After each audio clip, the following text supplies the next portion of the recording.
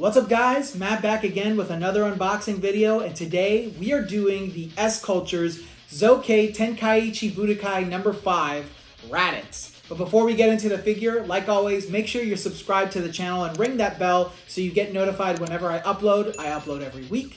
Like the video if you enjoy it, comment down below your thoughts and feelings on the figure after the review is over. But yeah, let's dive into this thing. This is an older figure. I'm not sure how old he is. But it is a few years older than the typical figures that I review on the channel. I usually review newer figures, usually when they come out in Japan within a month or so within their release. But yeah, I am really excited for this because I do not have a Raditz figure, and I heard that this one can stand without his base, and you guys know how I feel about figures on bases. I hate it. But let's hope that it works out, because so far what I can see in the box, like, the details are really good.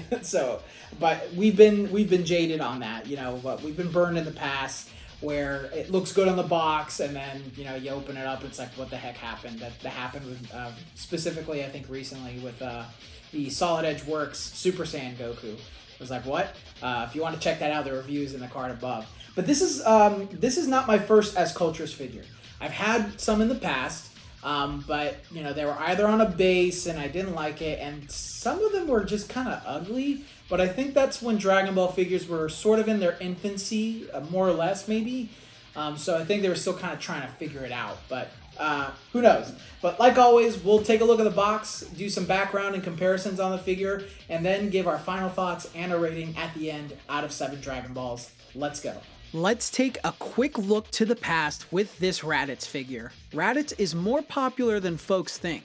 He seems to have a following behind him where they want him back in the current story of Dragon Ball. I personally don't see it, but I definitely wanted a Raditz figure for my own collection. Will this figure be the one that I've been looking for? Let's find out.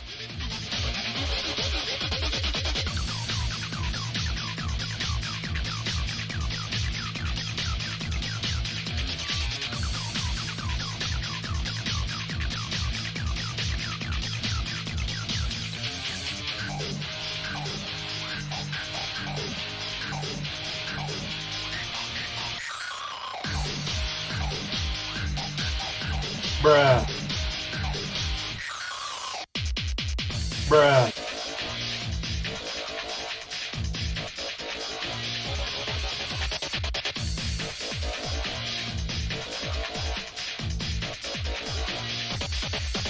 This figure is based on Raditz during the Saiyan saga of Dragon Ball Z. His pose doesn't seem based on anything I could find. Maybe when he's crushing Goku's chest?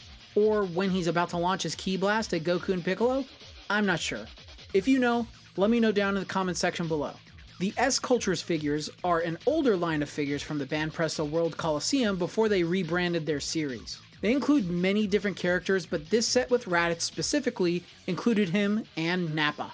These were pretty much when Dragon Ball figures were starting to get more traction as crane figures for most collectors. Some have been fan favorites, while others had some questionable design and likeness choices applied to them. This figure is made of PVC and ABS. He stands at under 6 inches, kind of small for a figure.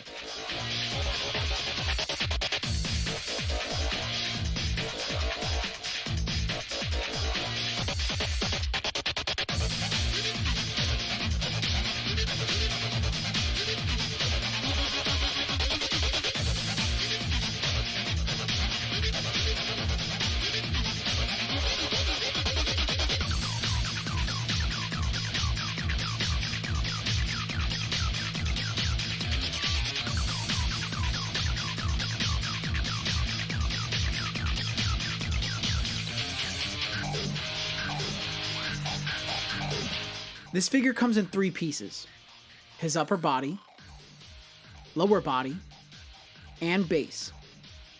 Unfortunately, he cannot stand without the base, which really frustrates me. The only way he can stand without it is if he leans on another figure in front of him. My issue with him having to lean on a figure in front of him is because he's already small. So it's easy to have him get blocked or overshadowed on a display if he has to do that. His size and scaling in general is pretty disappointing. I know this was early in Dragon Ball figures, but it's just a little pathetic to see something so small. His paint application is great though, as I really love the color of brown for his armor, black for his hair, and green for his scouter. No shading was applied to this figure at all though. I will say that his hair mold is pretty great. I like how wild it is and flows behind him. They also gave some pretty good detail from the scratches on his armor to the readings on his scouter. Very nice touch. His likeness is also really great too. I dig that a lot.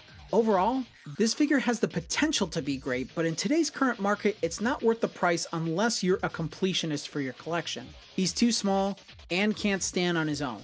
He'll scale horribly with most figures, even newer Crane figures.